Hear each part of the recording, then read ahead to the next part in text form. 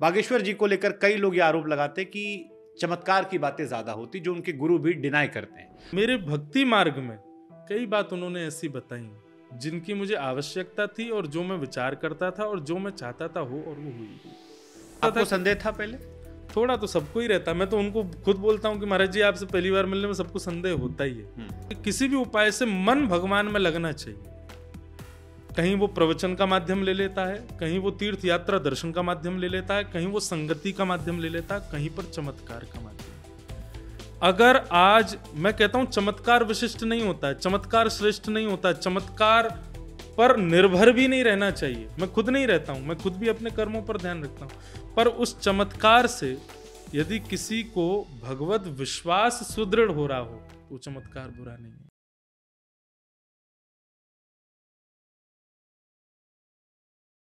बागेश्वर बाबा आपके मित्र हैं जी। हमने बड़ी सारी तस्वीरें आपके साथ देखी जी। उनके गुरु जी से मिला मैं, उनसे हमने सवाल पूछा एक जी। राम भद्राचार्य जी से, ईश्वर उनको लंबी उम्र दे, सेहत उनकी बेहतर हो। उनसे हमने सवाल पूछा, हमने कहा बाबा आप चमत्कार पे यकीन करते हो? कहे हम नहीं करते। तो हमने कहा फिर जो लड़का करता है वो? तो कहे कुछ होगा।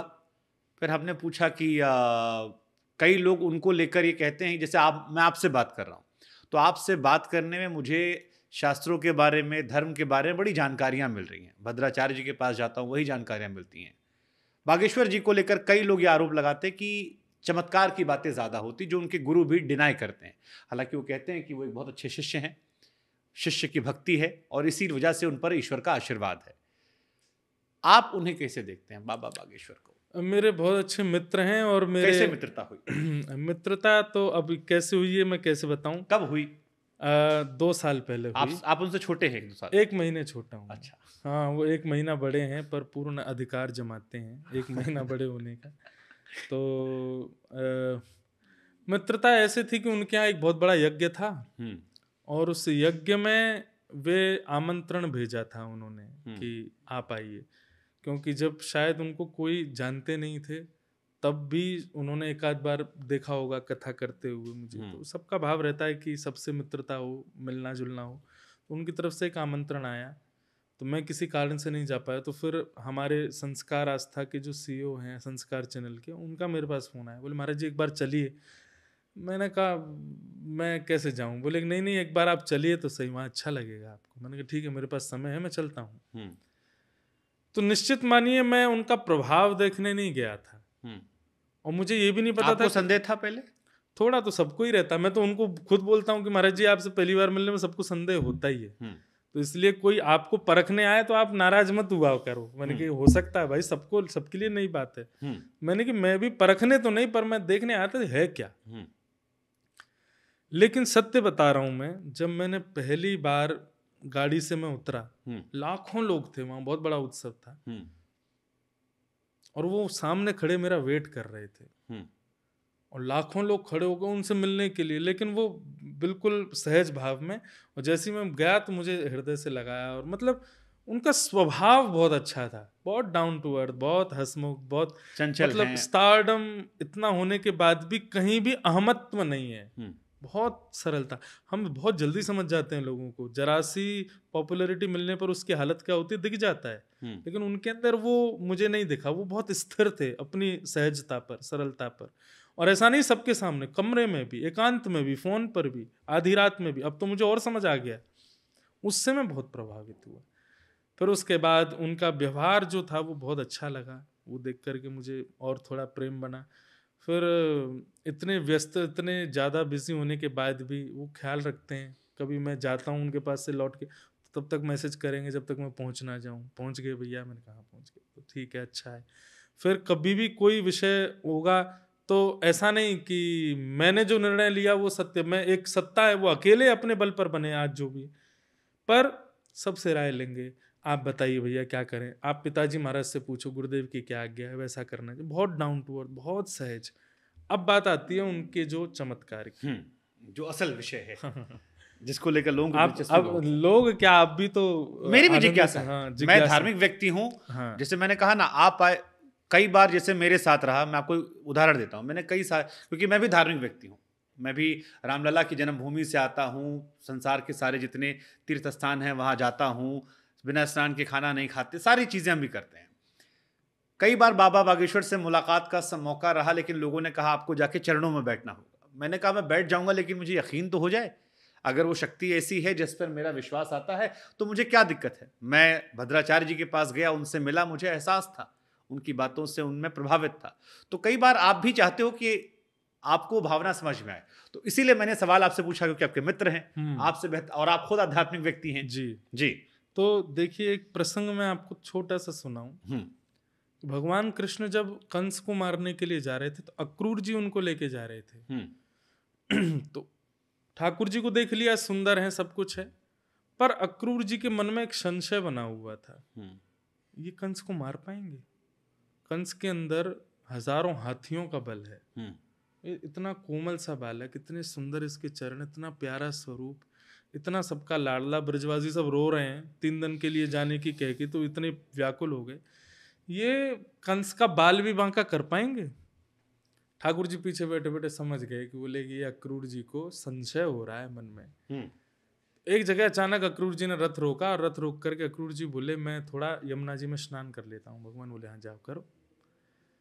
अक्रूर जी बिल्कुल सहज हो गए, वो उनको विश्वास हो गया कि ये बालक कंस को मार नहीं, बल्कि मुझे तो लगता है इसको बचाना पड़ेगा कंस से। चंचलता इतनी उनमें, ठाकुर जी में। तो जैसे ही अक्रूर जी महाराज ने यमुना जी में डुबकी लगाई, वही रूप, वही स्वरूप, वैसी ही आकृति, शंख चक्र गदा पद्म धारण करके उनको यमुना जी के भीतर दिखाई दी, और शेष नाग पर पौड़े हैं ठाकुर जी। जब अक्रूर जी ने वो दृश्य देखा, तुरंत बाहर आए। बाहर आकर के जब अपने रथ पर देखा तो वही चंचल बालक इधर से उधर कूद रहे हैं, फुदक रहे हैं, उछल रहे हैं, सब क्रिया कर रहे हैं। फिर दोबारा भीतर जाके देखा तो फिर से वही रूप, बाहर आकर के देखा तो वही चंचल बालक। तीसरी बार जब भीतर देखा तो कुछ नहीं देखा, बाहर देखा तो वही ठाकुर जी चतुर्भुज रूप में दिखाई दी। लेकिन 1 मिनट के बाद वो सब ओझल हो गया, कुछ भी नहीं था। ये बात मैंने क्यों बताई? कभी कभी ठाकुर जी ने भी किसी के चित्त में अपनी सत्ता को विशिष्ट करने के लिए कभी कभी चमत्कार दिखाया। तस्मात् केनापि, मैंने अभी एक श्लोक बोला था कि किसी भी उपाय से मन भगवान में लगना चाहिए। कहीं वो प्रवचन का माध्यम ले लेता है, कहीं वो तीर्थ यात्रा दर्शन का माध्यम ले लेता है, कहीं वो संगति का माध्यम ले लेता है, कहीं पर चमत्कार का माध्यम। अगर आज मैं कहता हूं चमत्कार विशिष्ट नहीं होता है, चमत्कार श्रेष्ठ नहीं होता है, चमत्कार पर निर्भर भी नहीं रहना चाहिए। मैं खुद नहीं रहता हूं, मैं खुद भी अपने कर्मों पर ध्यान रखता हूं, पर उस चमत्कार से यदि किसी को भगवत विश्वास सुदृढ़ हो रहा हो तो चमत्कार बुरा नहीं है। आपने महसूस किया उनके साथ रहते? बिल्कुल किया। क्या किया? कोई अनुभव में साझा कीजिए। जैसे कि मैंने अपने पर्सनल जीवन की तो मैं ज्यादा उनसे ना तो बात करता ना पूछता, वो बताते भी तो मैं हमारे ही रहने दो, देख लेंगे हम जो होगा सो। कभी कभी बोलते हैं आओ आपका पर्चा बनाना, नहीं मुझे नहीं बनवाना है, आपके हमारी मित्रता बहुत है। पर मेरे भक्ति मार्ग में कई बात उन्होंने ऐसी बताई जिनकी मुझे आवश्यकता थी, और जो मैं विचार करता था, और जो मैं चाहता था हो, और वो हुई भी। जैसे मेरे ठाकुर जी की सेवा के प्रति हो, चाहे मेरे भक्ति मार्ग कथा जगत के प्रति हो, किसी कारण से बीच में ऐसा भाव व्यासपीठ के प्रति कुछ आया था, तो उन्होंने मेरे को एक बात, मैं गया उसी भाव से था कि मैं महाराज जी से पूछूंगा क्या करना चाहिए। तो उन्होंने मेरे से एक ही, मैंने बोला नहीं उससे पहले, वो मुझसे बोले या तो व्यासपीठ छोड़ दीजिए या व्यासपीठ के लिए सब कुछ छोड़ दीजिए। और मैंने उनसे कुछ कहा नहीं था, मैंने बस हाथ पकड़ा, मेरी आंख थोड़ी सजल हो गई, मैंने कहा धन्यवाद महाराज जी। तो दोनों परिप्रेक्ष्य हैं, उनके बालाजी की कृपा है उन पर, और यदि इस कृपा से वो आज के आप उनके साथ, अभी मेरी कथा है उनके यहाँ 1 से 7 मार्च तक, जो वो कन्या विवाह करते हैं शिवरात्रि पर, मेरी ही कथा है वहाँ पर। हमें भी न्योता दीजिएगा। हाँ निश्चित पधारूं, हम कार्ड नहीं लाए लेकिन वैसे दे देना। अरे आप हमें, तो आप जरूर आइए, वहाँ आपको मिलवाएंगे। हाँ हाँ, मुझे बड़ी तमन्ना है, मुझे वो महसूस करना है, क्योंकि देखिए मैंने कहा ना कि मैं वो व्यक्ति हूँ जो ईश्वर में विश्वास करता है, लेकिन मैं कई सारी चीज़ों को लेकर सवाल भी करता रहता हूँ, और सवाल करना भी ज़रूरी है। कई बार मैंने आध्यात्मिक व्यक्ति में रहा तो बहुत सारी चीज़ें, जैसे हम टीवी में थे, हमें एक लड़की आई सुहानी जो हमारे दिमाग पड़ती थी। बाबा बागेश्वर को मानने वालों की संख्या अथाह है, बहुत बड़ी लोगों में एक भक्ति है और उन्हें मानते हैं। और मैं भी उसे महसूस करने आता हूँ। हालांकि कई बार क्या होता है, जैसे जब हम छोटे थे तो आसाराम जी थे, आपको याद होगा, बड़ी असंख्य संख्या थी लोगों को मानने की। मैंने वो दौर भी देखा है जब लोग घरों में उनकी मूर्तियां रखते थे। अभी भी कई घर ऐसे हैं जहाँ पर उनकी तस्वीर रखी जाती हैं। फिर एक ऐसा मामला आया जिसने बहुत सारे क्वेश्चंस किए, फिर कई सारे साधु संतों से कहानियां आई जिसने मन में संदेह पैदा किया। तो वो संदेह और भक्ति के बीच में जो एक सवाल जवाब होते हैं, मुझे लगता है कि वो अपने आप से भी जरूरी होता है। मैं एक बात नॉर्मल सी कहूँगा, विश्वास को सुदृढ़ करने के लिए चमत्कार का आश्रय आप ले लीजिए, वो एक आध बार, लेकिन व्यक्ति का फिर स्वभाव भी देखिएगा। प्रभाव तो उनका केवल ये विश्वास के लिए कि हाँ ये कुछ है, वो हो जाएगा, पर उसके बाद में एक व्यक्ति का जो स्वभाव है उस पर मैं दर्शन आपको कहूँगा कि उस पर जरूर दृष्टि डालिएगा, क्योंकि प्रभाव तो उनका आपको आकर्षित कर ही लेगा। मैं इसमें उनका कोई पक्षधर नहीं हूँ, है उन पर बालाजी की कृपा, पर उससे भी ज़्यादा मुझे श्रेष्ठ जो जिसकी वजह से मैं उनको इतना प्रेम करता हूँ या मेरा उनका प्रेम है, वो उनका स्वभाव है। स्वभाव बहुत अच्छा है। व्यक्ति अपने स्वभाव को नहीं सजा पाता, प्रभाव तो सब बना लेते हैं। प्रभाव तो रावण का भी था, प्रभाव तो कंस का भी था, बल्कि भगवान कृष्ण और राम से ज़्यादा प्रभावशाली थे ये लोग, लेकिन स्वभाव नहीं था। तो वो स्वभाव अगर कोई व्यक्ति मेंटेन करता है इतना सब कुछ होने के बाद भी, मुझे लगता है कि वो सीखने का केंद्र बिंदु है जी। तो इसलिए मैं ज़्यादा उनके प्रभाव की वजह से उनका मित्र नहीं हूँ, उनके स्वभाव की वजह से हूँ। प्रभाव आप देखिएगा, लेकिन फिर स्वभाव को भी दर्शन कीजिए। ठीक है, क्योंकि